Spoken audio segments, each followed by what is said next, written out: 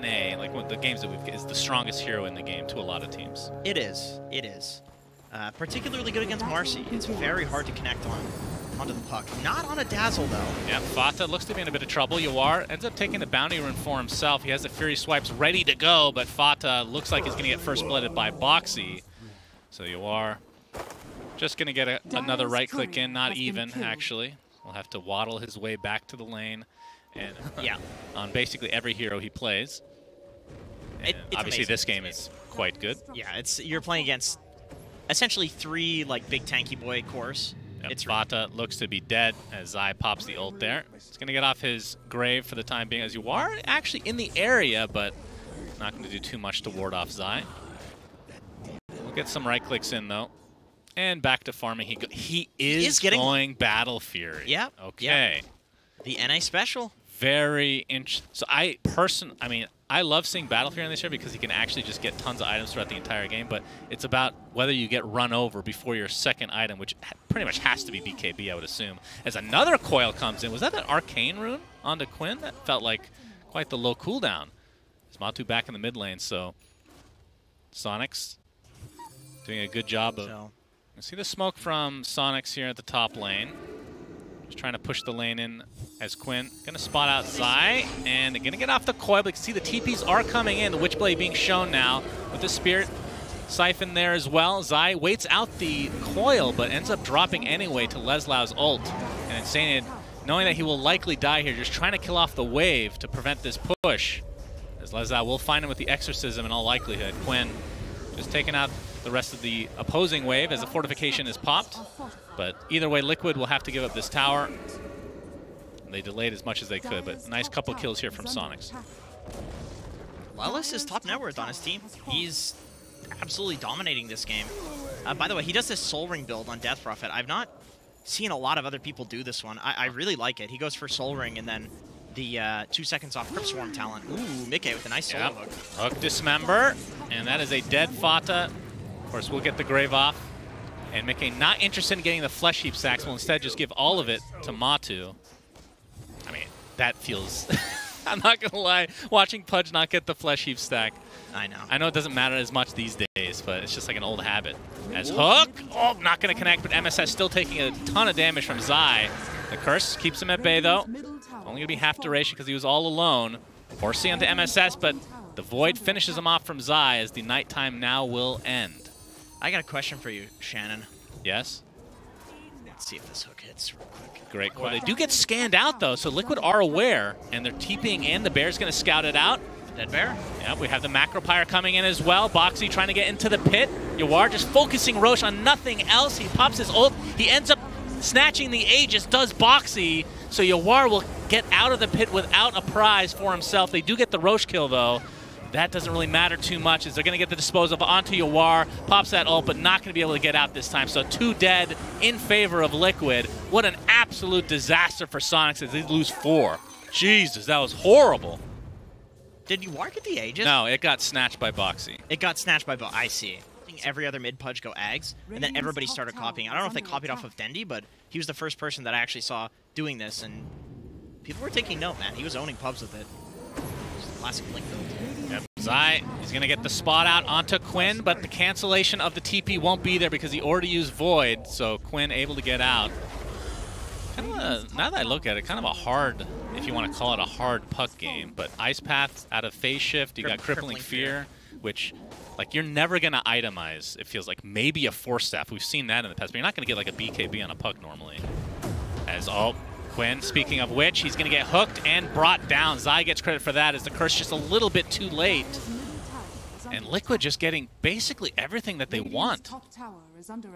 And the hook actually set up by the Cold Embrace. Very unfortunate for Soniqs, but the BKB from Leslau is there. He's going to pop the Exorcism. The Curse going to keep both cores in place. We can see Zai just focusing on MSS right now. The Grave is going to keep him alive a little bit longer. BKB from Yawar and the Coil, so Matu looks to be dead. That is a big kill for Soniqs, and if they can get one more, they can easily get this Roche kill. As Boxy takes a tumble as well, and Leslau's Exorcism just past the 50% mark here. Might go for the Tier 1 tower and then potentially into Roche. 50 seconds of no Matu. Yeah, I mean, they can get both. You can take this tower. Oh, yeah, okay, we have the buyback coming in. The Blink Dismember, Ice Path as well, but Leslau healing up now that the Exorcism is gone. Dispose actually stuns 2 heroes. Grave onto Leslau. He's going to stay alive just fine. They're going to get the kill onto Mickey, who buys back into the game as well. Ice Path's going to connect onto 2. Looks like Fata's finally going to drop here, and the Dispose keeps Yawar in place. And it looks like, in the end, Liquid do find the core kills that they were looking for. The 1 core kill, which is Ursa. But it did cost them several buybacks. The hook connects Mickey. Leslau is done. Now the question is, can they Roche? Matu's up in 5 seconds. If they go into the Roche pit, I believe Soniqs will have to buy back with an Aegis that can just push extremely hard. Obviously it doesn't have Ags, so can't separate from the bear too much. Back in the day, Aegis used to be really bad on Lone Druid. We'll talk about that another time, as Force Staff not going to save Insanity. He's still stuck on the low ground here. Coil only connects onto 1, but they do find Insanity at the very least. Curse, but there's the hook save. Beating his teammates a little bit. Can dismember them, but a nice Waning Rift onto 3 heroes. Quinn with that Witchblade doing so much damage, but there's the buyback from Insania, TPing in onto the outpost now. As Yawar has already used his ultimate, as Zai ends up using the Blink Dagger with that Crippling Fear, but you can see the ends up getting a nice hook from Mickey, so that finishes off at MSS. As Fata's going to have to grave himself. Quinn doing a little bit of damage, but can't do much through BKB at the moment. Zai eats another creep, so back to a healthy amount of HP. Mickey focusing on Yawar. He's getting extremely low. Double kill for Mickey, and down goes the bear again. 12k lead for Liquid. And now they can continue to push, because that Exorcism is coming back to Leslau. He's going to heal up, but now he doesn't have a whole lot of damage to work with. It's a hook again. Nice job from Mickey. Ends up bringing Leslau down to the low ground. The buyback is forced out from Quinn. We can see the Ice Path keeping that Death Prophet in place. A lot of damage, though, onto Mickey. Might cost him his life here. Looks like it will. But it did cost the buyback at the very least onto the puck. Matu TP's out the bear. And it looks like the rest of Liquid A is going to get beat down by his bear. The coil is going to break, but looks like he's going to be okay thanks to that hook from Mickey. And Yawar and company looking to potentially reset, as Mickey could eat Matu if he really wants to. Matu already in his true form, so there's a lot of extra HP to work with. Ice Path is going to connect onto the Death Prophet, and Boxing Company beating the crap out of Fato and Leslau, the first 2 to fall in this engagement. And now the chase is on as Yawar dies next. 3 kills for Liquid, and nothing for Soniqs. Looking for more, and the Dispose will cancel the TP, so a 4th kill for Liquid in all likelihood. MSS staying alive a little bit longer, but obviously with no TP, he's going to be hard-pressed to get out of this, although he does traverse some trees. Zai? Yeah. All right, Zai finds him in the end, and now the rest of Liquid just pounding on these towers. As Quinn left to his lonesome here. Mickey, not a whole lot for him to do. Mickey is the one of 2 people in the world that uses Cap's voice line. The other one is Cap. As they jump Quinn, he can't get away. 100 seconds, no buyback, and the push will be strong because you got a bear on your side.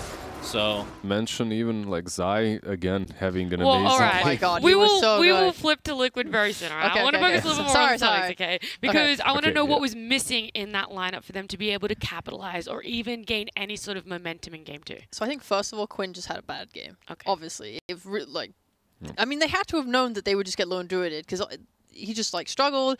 There was a Marcy coming mid and running at him over and over again. Like he must know he's going to get pressured on this puck. It felt like he just wasn't able to really do anything. Leslau was just like solo carrying this game on his back. He's like coming mid with his Death Prophet. He's pushing the mid tower with his Death Prophet. He is the one having to run at the lone druid with his Death Prophet. And it feels like everyone else is just struggling to find. Is there anything that man isn't supposed I to don't know, do? man. Leslau, God, like for real. Okay, so it was a lot of pressure on just one sort of person and. Completely different from what his position was in the first game when he was playing that Weaver. Sacrificial Lamb just runs in, gets ruptured, dies. The second game he needed to do a lot.